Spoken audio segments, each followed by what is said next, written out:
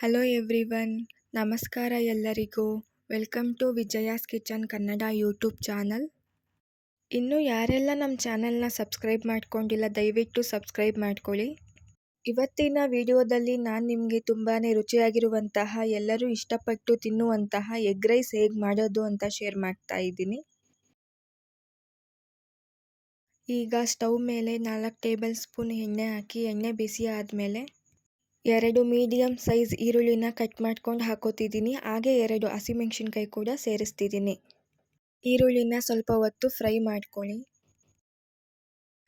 ಈರುಳ್ಳಿ 2ರಿಂದ 3 ನಿಮಿಷ ಫ್ರೈ ಆದಮೇಲೆ ಇವಾಗ ಇದಕ್ಕೆ ಒಂದು ದೊಡ್ಡ ಸೈಜ್ ಕ್ಯಾಪ್ಸಿಕಮ್ನ ಕಟ್ ಮಾಡ್ಕೊಂಡು ಹಾಕೋತಿದ್ದೀನಿ. ಇದನ್ನು ಕೂಡ 2ರಿಂದ 3 ನಿಮಿಷ ಮೀಡಿಯಮ್ ಉರಿನಲ್ಲಿ ಫ್ರೈ ಮಾಡ್ಕೊಳ್ಳಿ. ಹಾಗೆ ನೀವು ತರಕಾರಿ ಹಾಕೋದಾದರೆ ಕ್ಯಾರೆಟ್, ಬೀನ್ಸ್, ಕ್ಯಾಬೇಜ್ ಈ ಥರದ್ದೆಲ್ಲ ಹಾಕೋಬೋದು. ಈಗ ಈ ಮಿಶ್ರಣಕ್ಕೆ 1 ಟೇಬಲ್ ಸ್ಪೂನ್ ಶುಂಠಿ ಬೆಳ್ಳುಳ್ಳಿ ಪೇಸ್ಟ್ ಹಾಕ್ಕೊಂಡು ಹಸಿ ವಾಸನೆ ಹೋಗೋವರೆಗೂ ಚೆನ್ನಾಗಿ ಫ್ರೈ ಮಾಡ್ಕೊಳ್ಳಿ. ಈ ರೀತಿ ಎಗ್ ರೈಸ್ನ ಬಹಳ ಕಡಿಮೆ ಸಮಯದಲ್ಲಿ ಮಾಡ್ಕೋಬೋದು. ಈಗ ಈರುಳ್ಳಿ, ಕ್ಯಾಪ್ಸಿಕಮ್ ಚೆನ್ನಾಗಿ ಫ್ರೈ ಆಗಿದೆ. ಈಗ ಒಂದು ದೊಡ್ಡ ಸೈಜ್ ಟೊಮೊಟೊನ ಸಣ್ಣ ಕಟ್ ಮಾಡ್ಕೊಂಡು ಹಾಕೋತಿದ್ದೀನಿ. ಟೊಮೊಟೊ ಹಣ್ಣು ಕೂಡ ಮೆತ್ತಗಾಗೋವರೆಗೂ ಫ್ರೈ ಮಾಡ್ಕೋಬೇಕು. ನಿಮಗೆ ಟೊಮೊಟೊ ಬೇಡ ಅನಿಸಿದ್ರೆ ಟೊಮೊಟೊ ಸಾಸ್ ಕೂಡ ಸೇರಿಸ್ಕೋಬೋದು.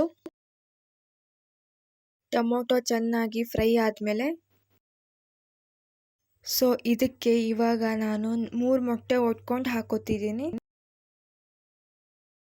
ಮೊಟ್ಟೆ ಹಾಕೊಂಡಿದ ನಂತರ ಲೋ ಫ್ಲೇಮಲ್ಲಿ ಇಟ್ಕೊಂಡು ಫ್ರೈ ಮಾಡ್ಕೊಳ್ಳಿ.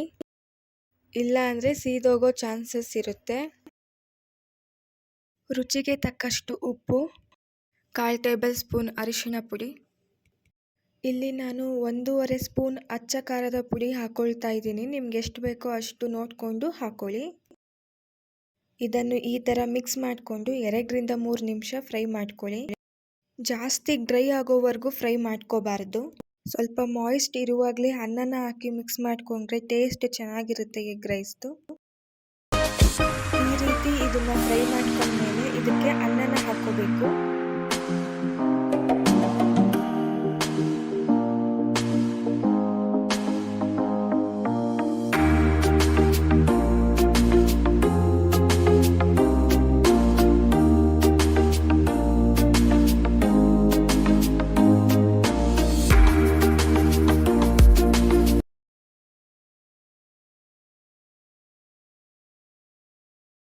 ಅನ್ನ ಹಾಕ್ಕೊಂಡು ಚೆನ್ನಾಗಿ ಮಿಕ್ಸ್ ಮಾಡಿಕೊಂಡು ಮೀಡಿಯಮ್ ಉರಿನಲ್ಲಿ 2ರಿಂದ 3 ನಿಮಿಷ ಫ್ರೈ ಮಾಡ್ಕೊಳ್ಳಿ.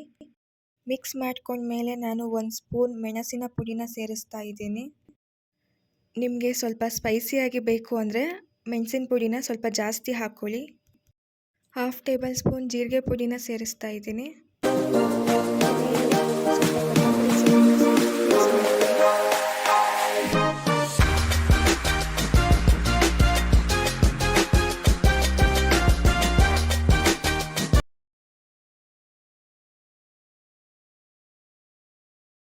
ನೋಡಿದ್ರಲ್ಲ ಎಷ್ಟು ಸುಲಭವಾಗಿ ಈ ಎಗ್ ರೈಸ್ ಮಾಡ್ಕೋಬೋದು ಅಂತ. ಈ ಎಗ್ ರೈಸ್ ರೆಸಿಪಿ ನಿಮಗೆ ಇಷ್ಟ ಆದರೆ ಲೈಕ್, ಶೇರ್, ಕಮೆಂಟ್ ಮಾಡಿ. ಹಾಗೆ ಸಬ್ಸ್ಕ್ರೈಬ್ ಮಾಡಿ. Thanks for watching.